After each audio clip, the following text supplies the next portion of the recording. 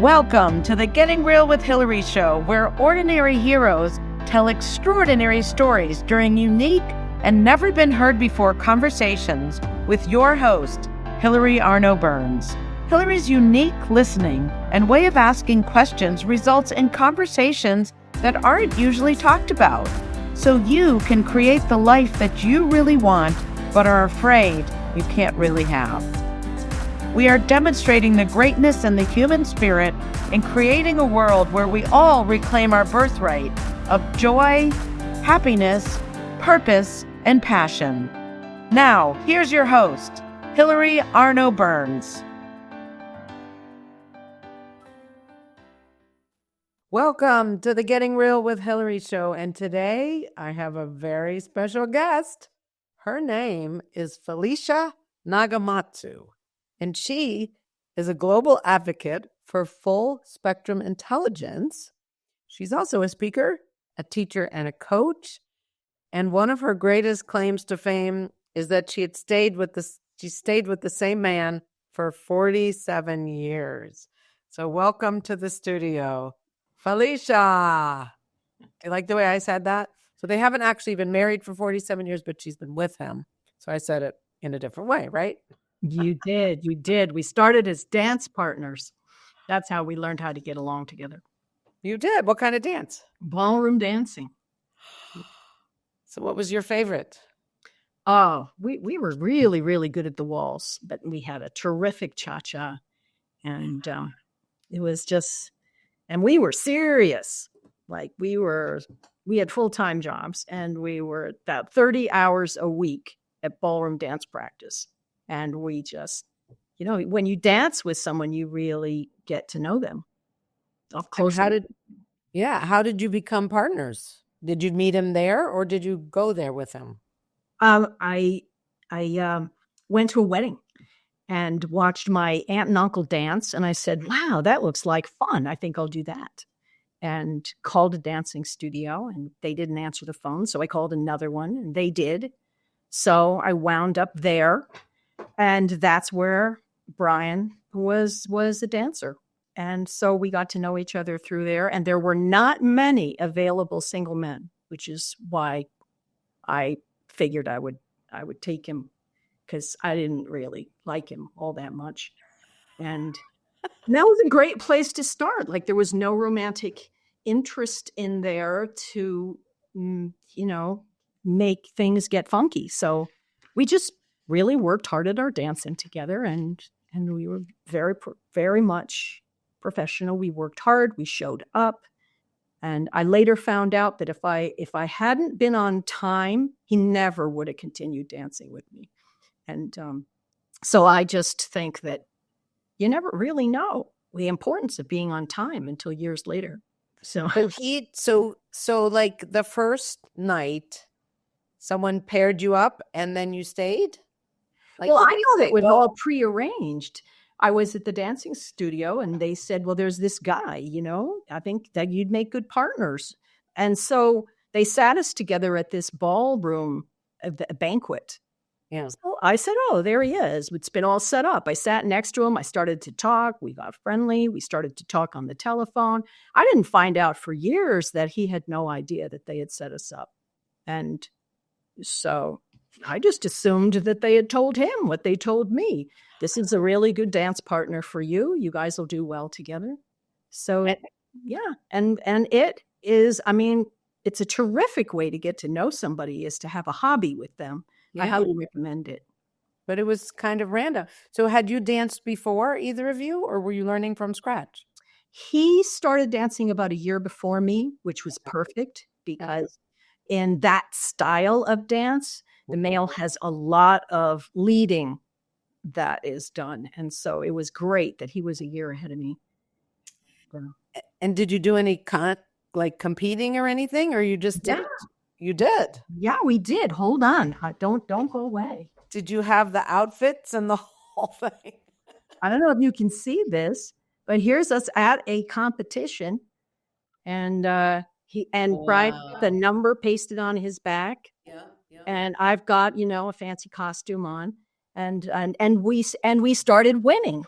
and we won competitions, and we beat the U.S. American waltz champion in the waltz. And I'm certain if we had not been winning, we would have not stayed together. But we were winning, so we stuck it out. So was it like beginners people, or was it like the champions of the world? Do you know what I mean? Like, it was not. They divide ballroom into professional and amateur. okay. And so we were in the amateur side of things. Because sometimes they pair you up. Like I know my niece was paired up with with the teacher from the studio. Right. That's called pro-am. Oh, okay. Position. Okay. So you were am. And we were am, yeah, and we did that too, and that's pretty fun. Then that's more like Dancing with the Stars, where you've got a professional partner that take care of the choreography and all that stuff. That's so cool. Yeah. All right. Wow. Okay. So here's a question. So I've known Felicia for, I don't know, a few years, right? From some programs we do. Mm-hmm. So, okay. So I'm just going to say this, and hopefully it's okay to say. So I just knew you were fine, blah, blah, like whatever. You were just Felicia. And then all of a sudden you started talking about neurodiversity. Yeah. And I had never heard you talk about it before. So I never knew like what switched to all of a sudden now that's what you were not focused on, but that's what you were interested in discussing. What was that? Did something happen, or? It's neurodiversity is becoming more known now.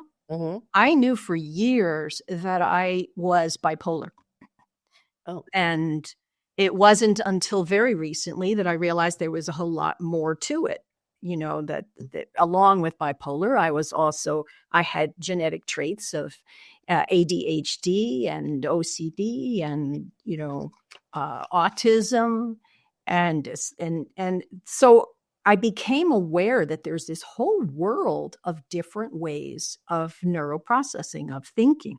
Wait, how did you know that you were these things? Was there a test? Like, how did you know you were bipolar first?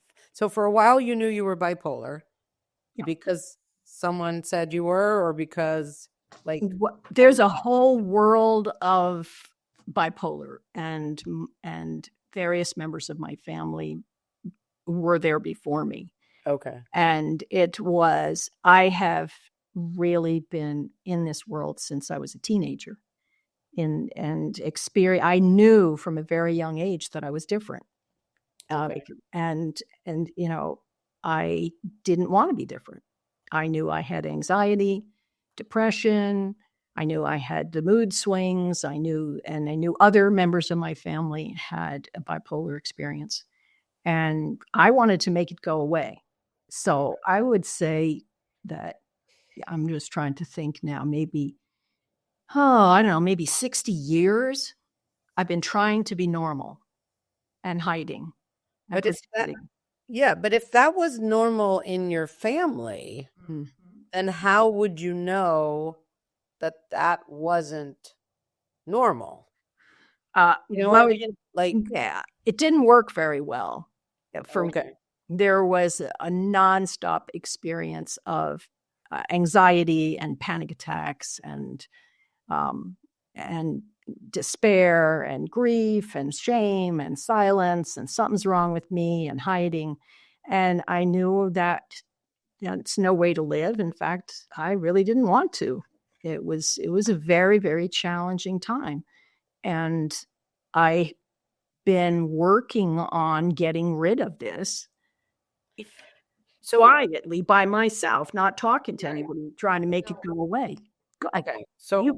So I've had that, I've had trying to fix myself the whole, I've hid, I've had panic, maybe not so many, but there have been moments so how, I'm just wondering, is it worse? Is it I think normal, I don't know, not to use normal, but I'll just say everybody has some of that. I think everybody has shame. Everybody has maybe anxiety or shame, hiding. Maybe not everybody, but some. I always say there's these positive, happy people and they look at everything great, and I'm not one of them. And so I've been trying to fix that. So how did you know, or did you not, that was something that wasn't just regular stuff of being human?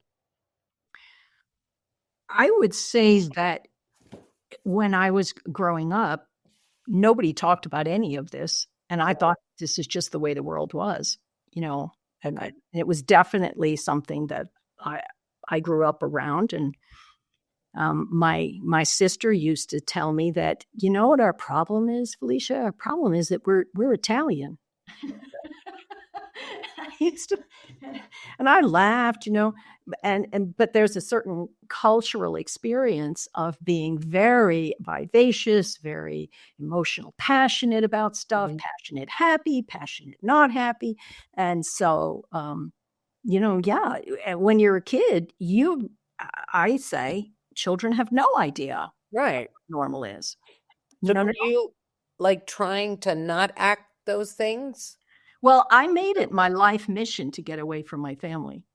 Like from the time I was about 12 or 13, I said, I got to get out of this place.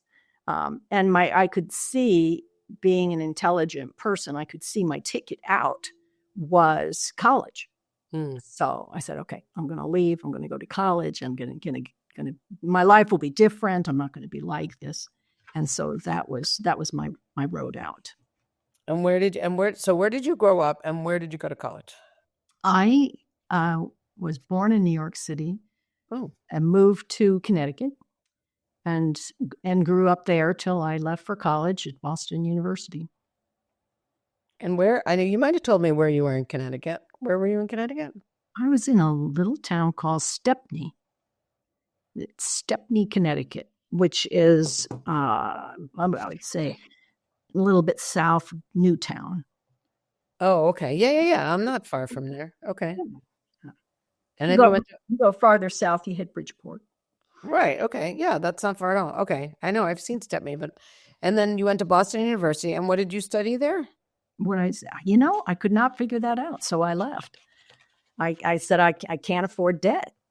I was on scholarship, but I also had a college debt, and it was just absolutely overwhelming to me. $2,000 a year college debt. And I can't do this. So I started working full time for $1.70 an hour. Where? So did you stay in Boston? Where'd you go to do that?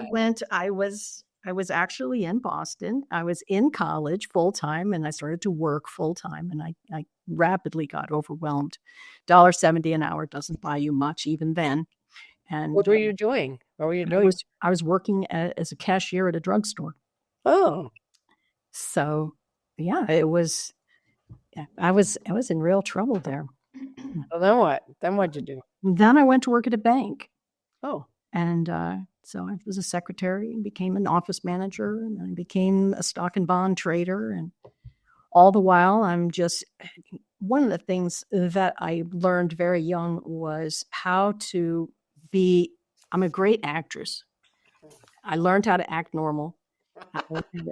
I'm actually very, very quiet. I don't know why I'm even on this interview with you, Hilary, because I'm a very quiet, behind the scenes person that figured out when I was in 5th grade. I said, this is not going to work. I'm going to have to be, out there. It's important to be seen and visible and raise your hand and be upfront. And so I started doing that. And that worked really. So I have this split personality experience. At home, I was really quiet. At school, I was really out there, drama club, just doing all the stuff. And so when I went to work at the bank, I did something similar. I wear a 3-piece suit at the bank. And then at night, it was a completely different human being. It was the parties and the alcohol and the drugs. And it was just, so I've lived pretty much a split kind of a life. So the bank was your quiet, and then the night was your... The night was, let out the personality and do with fun stuff. And so I've lately figured out that it's a great idea to be all me, like have all the different sides come together.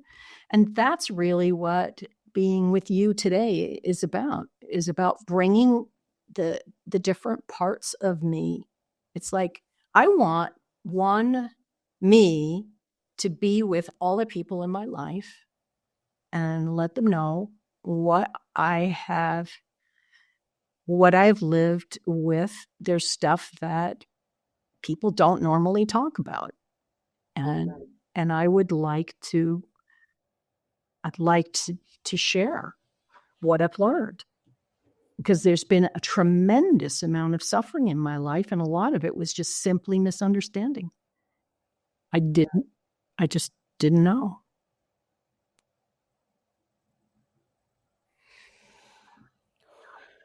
So So what would you like to tell us that you don't want to talk about? I mean, I have pages that I can ask you about, but I think what you just said is, I mean, I can feel it. Like, what is there that you want people to know that we don't know, or that they don't know? I'd like people to know that we were all born with an incredible amount of gifts and talents and genius inside of us. And that if we want to let ourselves be ourselves, then we can develop that. Right. Like, I really wanted to be like everybody else. I wanted to be, and I knew from the very beginning, I'm not like everybody else. And I made that wrong. And what and so I've spent since 1987 taking on changing myself. Like, this is the thing that I'm doing. And I've done it in 4 different languages. And I've done it in 4 different communities that are really, really good at change. Like, there's a spiritual way to change. I am a Christian. I love God and Jesus Christ. And they, if you want to change, spiritual power can really help you change. And so I've been passionate about that. And I've been passionate about change in the world of Landmark Worldwide. That's another language. I am also a certified breakthrough coach with the Crone Breakthrough Foundation. And that's a 3rd language of transformation. And then a 4th language of transformation is in the Mary Morrissey and the Brave Thinking Institute. That's like, you start with that, you actually start with the end in mind. You start with the dream that you want to build that's impossible. And then you become the person that can build it. Wow. And so I'm a certified coach in that. I've actually done, I stopped counting somewhere around 35 different programs that were designed to turn you into the person you always wanted to be, since 1987. And all of that, to come full circle and find out that I was perfectly fine right at the beginning. But I did have some serious misunderstandings. And one of those is in the area of what it's known as neurodiversity. Before it was called neurodiversity, it was called mental illness. And there's a problem, learning disabilities, deficits.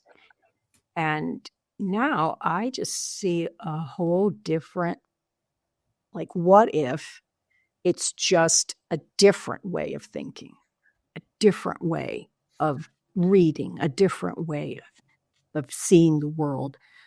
I don't think you can invent an electric vehicle and put rockets into space and catch them with arms and land them in I don't think you can do that with ordinary thinking. That's really what I'd like us to switch. We spend right now last I looked, it was about $16 trillion on mental illness. Wow. And what if we just used that for other purposes, like learning how to be our very best self? Like, how is the money spent? How is all that money spent? Like, on what? Well, some of it is spent on breakdowns, lost time, hospitalizations, medications, people who can't show up in their life, the cost of the medical system. It's a lot. So it's treating. And attempting to make people normal. But trying to fix. Yeah. By medicating or something. Or some other way. Mm. Yeah. Like, for example, in the school systems, there's what's known as dyslexia. Mm-hmm. And that is considered to be a learning disability. And come to find out, it's really a different way of perceiving the world, three-dimensionally, very, very fast in pictures, not words on paper. And so you get really, really brilliant individuals who are fine until they land in a school system and now it's time to learn how to read. So then they start to believe something's wrong with them. They're stupid. Oh. And now you've got a learning disability. But the learning disability wasn't there at the beginning. And so that's where I think we could use some of this money, is to help people to learn in the way that works for them. Like that. And same with autism. There's all kinds of stereotypes about autism. I am not an autism expert. I just want to make sure people realize that. But I was an adult. It's only in the last 2 years that I've come to realize that I have autistic experience. This is me, and OCD and ADHD, all of these labels. It's like, oh, that's why I like to call it full spectrum. Like, there's a spectrum of obsessive compulsiveness. I'm definitely on it. There's a spectrum of autism. I'm on that. There's a spectrum of bipolar. I'm on that. And recently I've discovered they counterbalance each other. So one part of me, and I think that's where the banker's three-piece suit by day, counterbalanced by the free spirit by night, that it's actually a natural expression. Sorry, that was my mother. Yeah. So you had both sides, so they both came out in different ways. Yeah. Right? Is that like the bipolar, like the two, or no?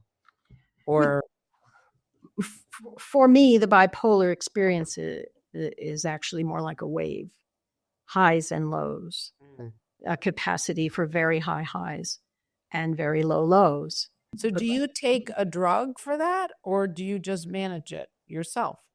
I have. There was a time in my life when I could not manage my life, and it was too much. So I got support, medication support, and I had a great primary care doctor who said to me, "Okay, you're going to feel better, and when you feel better, you can just go on your merry way, or you can do some core work. And I highly recommend you do some work while you feel good." And I said, "Well, that sounds like a good idea." So I did. I did a lot of training. In fact, there was a moment in my life in 1987 on St. Patrick's Day, which I do want to share. It was a moment when I actually decided I'm taking this on. This has been my life up until now. Panic attacks, upset, freaking out. And I'm going to be a person that can stand up no matter what and take care of my family no matter what. It was an absolute turning point in my life.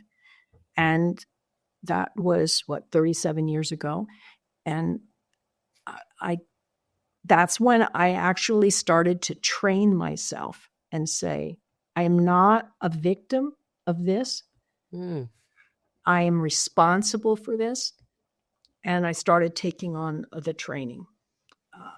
I thought all there was bipolar, so that's what I worked on. What kind of training can you do for that?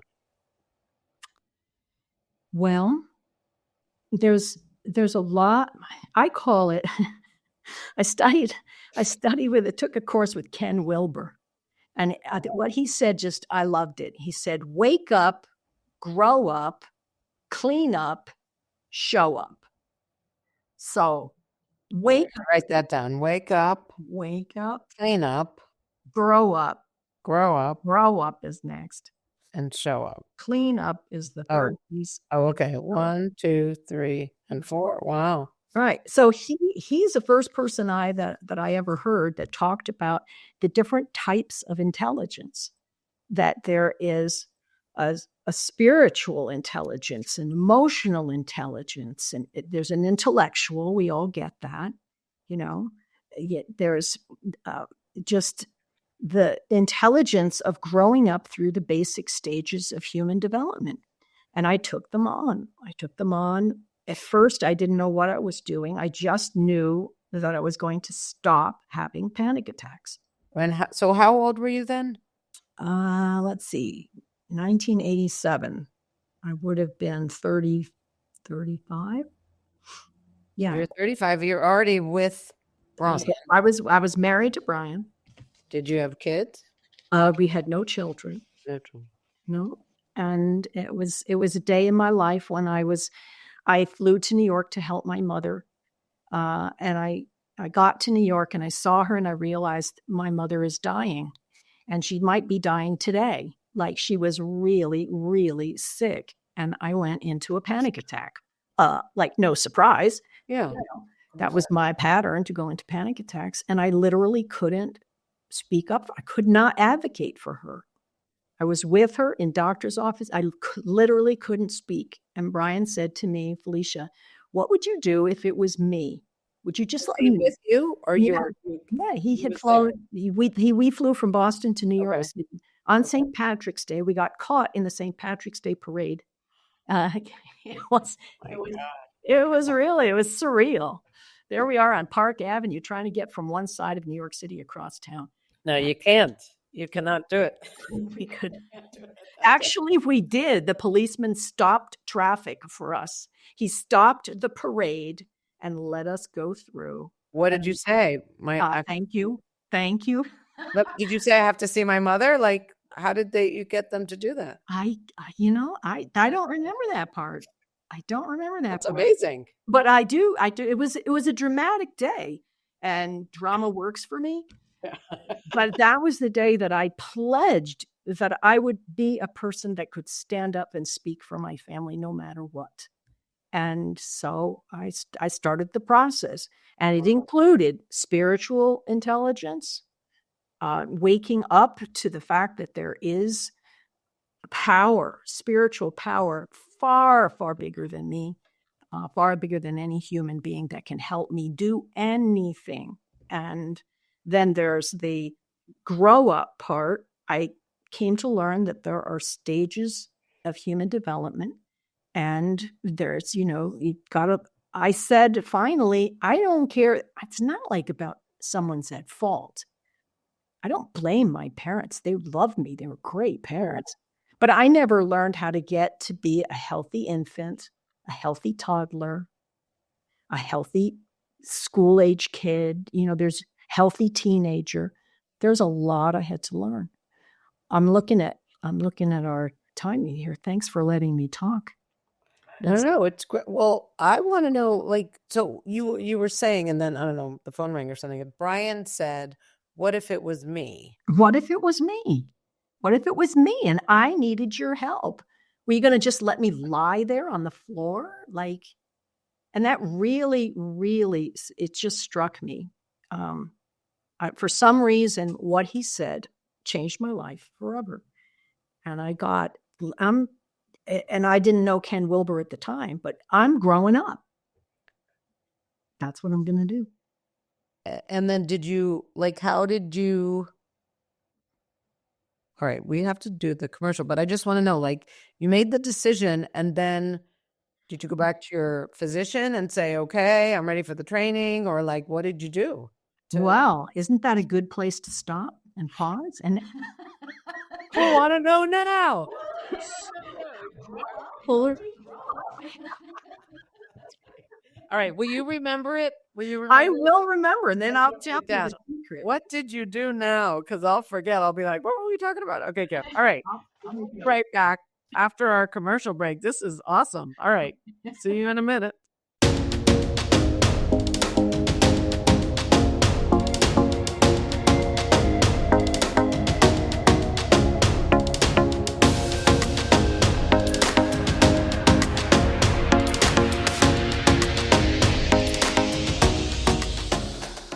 Has social emotional learning become just one more thing on your teachers' plates? Do teachers and students both find it boring and ineffective? Then bring Kikori to your school. Kikori transforms classrooms through experiential SEL activities that help students play, reflect, connect, and grow. Even better, students say it's more fun than recess. Schedule a no-obligation conversation at kikoriapp.com/bringkikori. Kikori. Do you ever feel like you can't say what you really want to say? Or that you're stuck or in a holding pattern in your relationships, career, personal life, or finances? Are there things you want in life that you've given up on? Are you resigned that this is as good as it's going to get? If you answered yes to any of these questions, then Hilary Burns, host of the Getting Real with Hilary show, has the solution you need. Hilary is a published author of 3 books and has a program called the Getting Real Process. This process frees you from what is holding you back, allowing you to create a life you love. Don't believe it? It is hard to believe that it could work, isn't it? The proof is that hundreds of Hilary's clients have used the Getting Real process and are now free to create whatever they want in relationships, career, finances, enjoying life, or just loving themselves more. So go to realtalkwithhilary.com and order Hilary's book, Real Talk, and set up a conversation.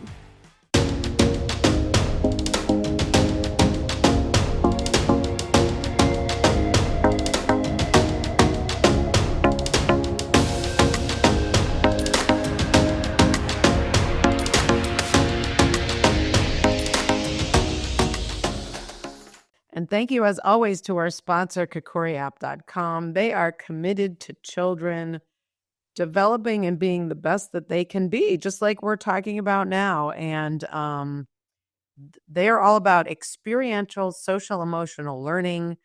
Go to kikoriapp.com, schedule a consultation if you're involved with schools, businesses, teams. It really does, it's that experiential learning that you don't get any other way.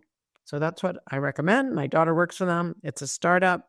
They really, really are an amazing company. So that's my little 2 cents there. And then, of course, we have my books. Now, this one, Your Bullshit is Your Blessing, Felicia. This is when I was trying to fix myself for so many years. And the subtitle is How to Stop Fixing Yourself and Start Having Fun. I finally decided, well, I'm okay. Just like she was saying, I have my gifts.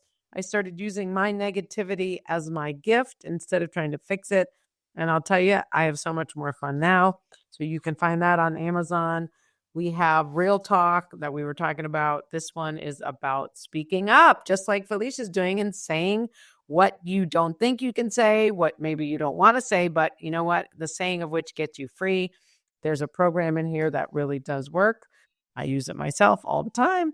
And then this is my very first book, The Second Piece of French Toast. It's my memoir. And I'll tell you the subtitle. If marriage was my dream, why was I numbing myself? Well, yes, I learned all about it in this book, and I wrote it so that in case someone else finds themselves numbing themselves, they can have hope, that they can also get unstuck and create a life that they love. Because I have one that I love, and I certainly didn't back then. But now we're going to bring back Felicia to hear the rest of the story. All right. Oh, there you are. St. Patrick's Day. Well, first of all, what happened when you went to see your mother? Did she die or was she fine? She did die. She did not die that day. Oh, but she was. Right. And I believe that when we have deep hurts, when we have unresolved stuff in our life, when there's things that we've never been able to figure out, we're bewildered, it can come and become part of our physical life. Yes. It gets, and so yeah, it was a major turning point. I pledge my life that what I learned from her, from my family, that I get to use it. I get to actually turn it into good for the world. And I'm going to look up your sponsor because I'm really not familiar with their work, but it sounds absolutely aligned with what I'm learning, that there are these really, really classic types of gifts, and they include things that have labels like dyslexia and behavioral stuff, ADHD and all this stuff nobody wants, like autism. And there are very, very specific ways to make a difference with that. So how to move from I'm doing this thing to done it's an interesting thing. The word, there's a lot of labels, deficit, disorder, all these. Well, my favorite D word is decide. Wow. When we decide, the whole universe, everything shifts, and you start listening and hearing opportunities.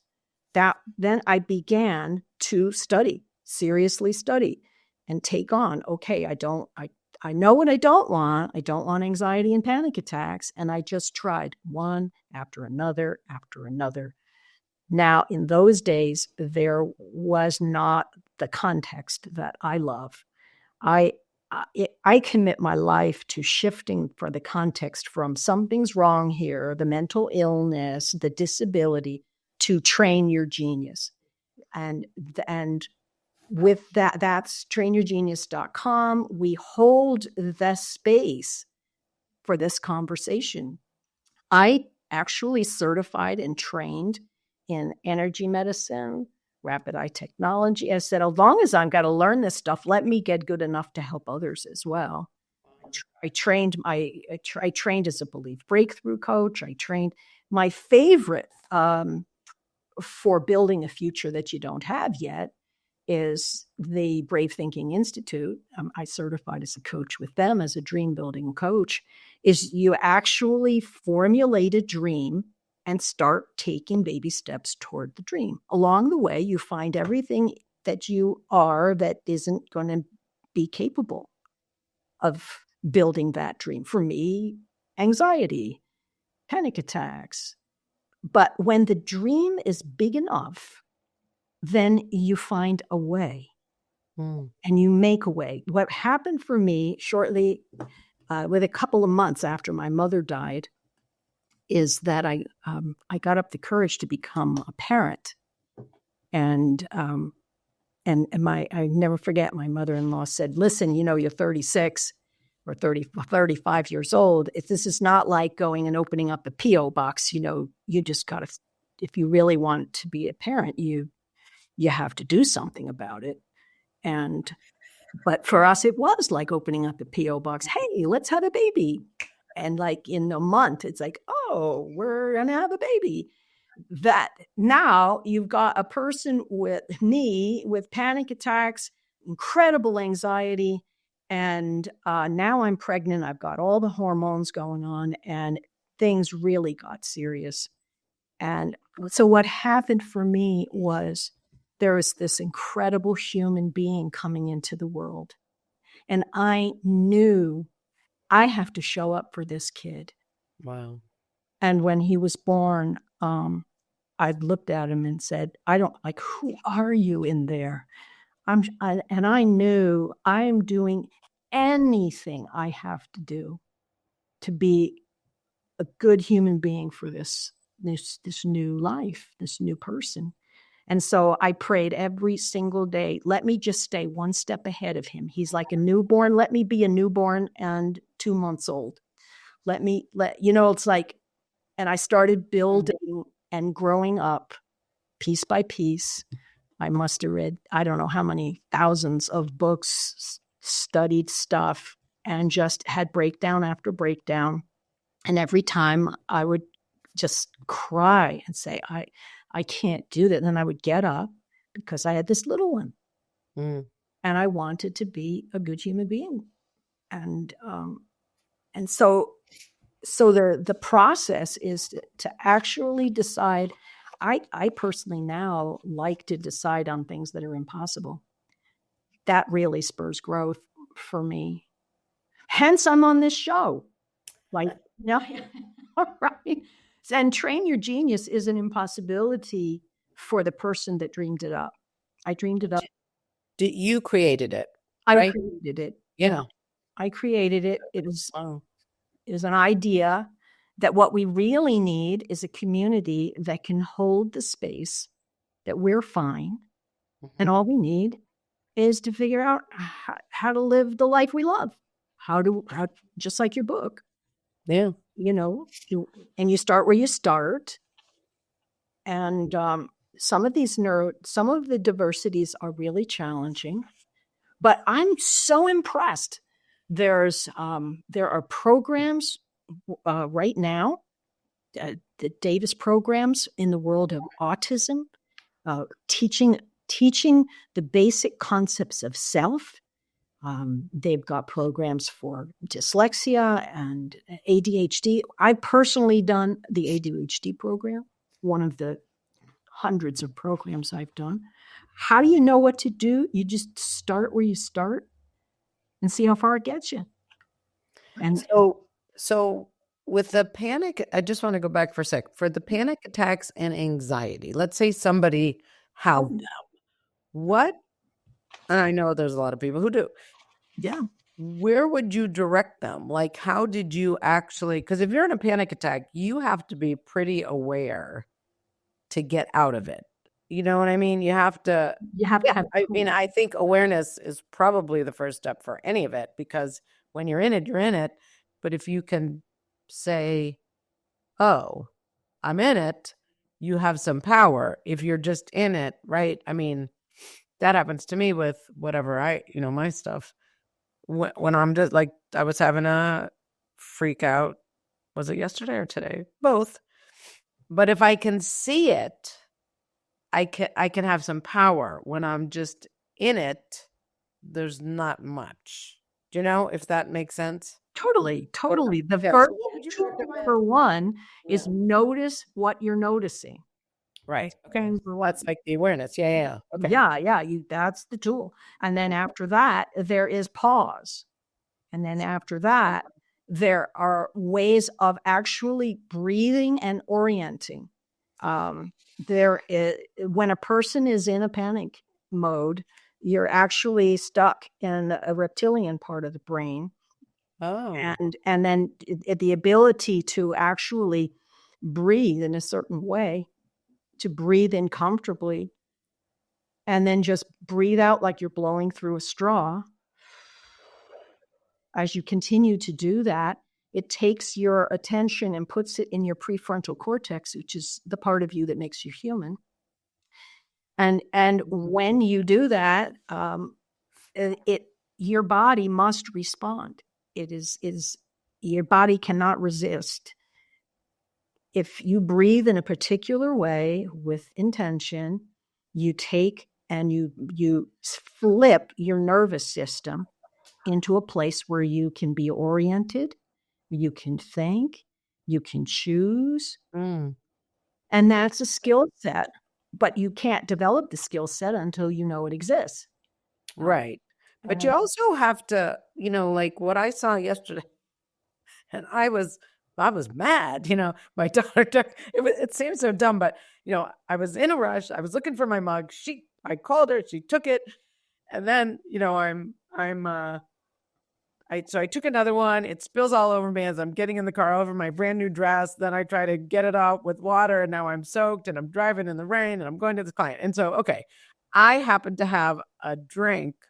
It's called Excess Energy, and it had B vitamins. So by the time I got to this client in an hour, I was calmer. But in the moment, I don't think I wanted another choice. You know what I mean? I don't know that I was aware of another choice. I was mad, and I got to be mad. Yeah. It's kind of cool, like to just be mad. Now, that might not be a panic attack. That might not be anxiety. It might just be allowing myself to feel what I was feeling. So I guess the difference would be, well, I don't know what the difference is. I think the difference, panic attacks and anxiety. Well, for one thing, it's great to have a choice. To be mad because you want to be mad, that's really wonderful. And that's actually a skill set that a toddler needs to learn. If a toddler is taught you can't be mad, you can't speak back, you guys got to take it. There's a lot of problems that show up in life with that. So yes, to be a healthy toddler is I'm mad, I'm not doing what there's a lot of that is learning. That what I would call panic attacks and anxiety is day after day, week after week, month after month, year after year, and triggering into states and having no way out. That was my life. That was my life for a long, long time. And I would recommend that a person be strong enough and well enough to get help and to reach out to someone, that is qualified to help somebody navigate. I have what's a highly, highly sensitive nervous system, and my husband does too. And so we just didn't know. Like, he's so sensitive that there's certain spice. If he walks into a room and that spice is present, he has to walk out. And he is so sensitive that as a sound and noise and vibration engineer, world class, he could walk into a factory and put his hand out and say, that machine over there, that one's out of balance. It will probably fail. So, like that. So having a highly sensitive nervous system is not a bad thing. Right. It's very effective if you know what it is and you know how to use it. I didn't know. And so when my nervous system would go into panic or red, like fire alarm, I didn't know how to turn it off. And I thought there was something. I thought I was mentally ill. Really, really did. So message is, there's a big difference between having a highly sensitive nervous system. You want to know exactly in what ways you're sensitive. My husband's sensitive to smells and spices and chemicals, and I'm sensitive to emotional content and a lot of stuff so there's a detective work. Yeah. And it happens to be an area that I've worked with for decades. So if somebody was just starting and they're here and, they're watching the show and they know they have panic attacks or anxiety, where would they go? Would they go to trainyourgenius.com? Yeah. So they can go right to your site and then somehow they'll be guided. Well, the first thing there's an interest survey there. Okay. Say, I'm interested in these areas. I'm interested for myself. I'm interested for someone I care about. Yeah. Because if anybody in the family has an issue, then it's going to affect a lot of people. So one of the most wonderful things that a human being can do is notice and get help. Mm-hmm. So the goal and aim of Train Your Genius is to be like a clearinghouse, so that when someone comes in, they'll say, okay, this is what's going on. These are resources I can go to. This is, and trainyourgenius.com is the place to start. And we also have community calls where people can come on and just start sharing and because we hold each other safe. Who's the we? Who do you work with? Is it just you right now, or do you have other people that are part of it? When I say we, I say the community of people that have gone to trainyourgenius.com and come on calls and started indicating interest, because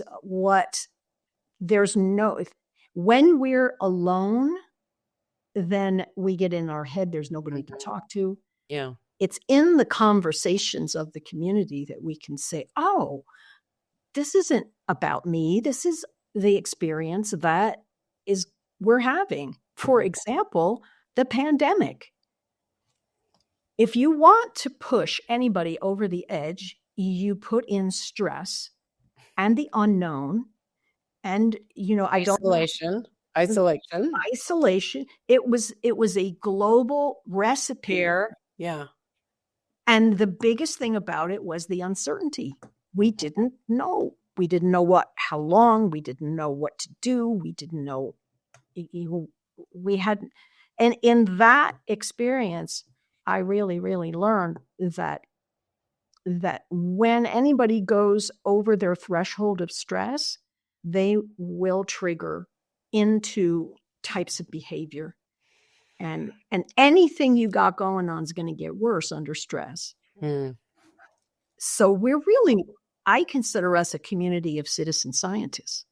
We're inventing a conversation that hasn't existed before, a conversation of wonderful, normal, great, genius people that don't, there's nothing wrong with us. And we complete the past conversation of something's wrong. Mm-hmm. We create a future that we want. We're the transition generation. We dream, we train ourselves, we build. And there's a generation rising up now, and you've met some of them, the generation rising up now, Hilary, and they don't live in shame. No, I know. I've interviewed some. Isn't it wonderful? I've done TED Talks and speaking, and, it's amazing. It is. They're not afraid, They're not afraid. They might be afraid, but they do it anyway. But I think the point is, if I may, and we have 3 minutes, we have like 2.5 minutes left, but I know that they're tools. First of all, there's nothing wrong. Second of all, we're all different. I think we all have some of this. There's no one who doesn't, right? I got my own versions, but there's tools. And there's a community called trainyourgenius.com where they can go. Nobody's judging. No one has to be ashamed. And there's a whole training system that you had to figure out yourself, but you've done it for others and saved them 40 years. Really? That's incredible. Yeah. So, all right. So I'll be quiet now. In the last minute and a half, what is your vision? And if this vision was realized, what would the world be like? Well, my vision is train your genius. We reach critical mass where this view becomes the view, the majority view. I see in the workplace, there's accommodations for quiet rooms. There's a quiet lunch rooms. There's places where people can go and, get their willies out. There's what I see is that we reach this tipping point. And at that point, and it's not like someday, Hilary, there's apps on the phone right now. The pandemic actually pushed us into this future. Like it's right here, right now. You got commercials on TV saying, hey, are you anxious? Call this number. It's like we've come out of the closet, and I see the potential, a future where all of us, we don't have to hide. We can form magnificent marriages, hang in there with each other, or split if that's the thing to do, but not do it because this person is bad and wrong, but just like, wow, I'll tell you, you got to really, really love somebody to walk with them on a bipolar journey. I got to tell you, that takes something. So I see a future where all of the diversities come together and we contribute in a way that, just one Elon Musk changes the world. Suppose we had one in every high school. Suppose we had like that. Well, I think I went over your minute. Well, thank you. No, it was beautiful. Thank you so much, Felicia. I really appreciate it. I don't know what it took for you to do this, but whatever it took, thank you. You are a gift to the world. So thank you for going public, even though it might have been uncomfortable. Thank you, Hilary. Hi, everyone. We'll see you next week. Thank you for watching this episode. I started getting real with Hilary when I discovered that I was a people-pleasing, pleasant phony and wanted to be more of my real self. We can grow together if you will like the show, subscribe to my channel, and share this episode with your friends and family so that we can have a world that's more real.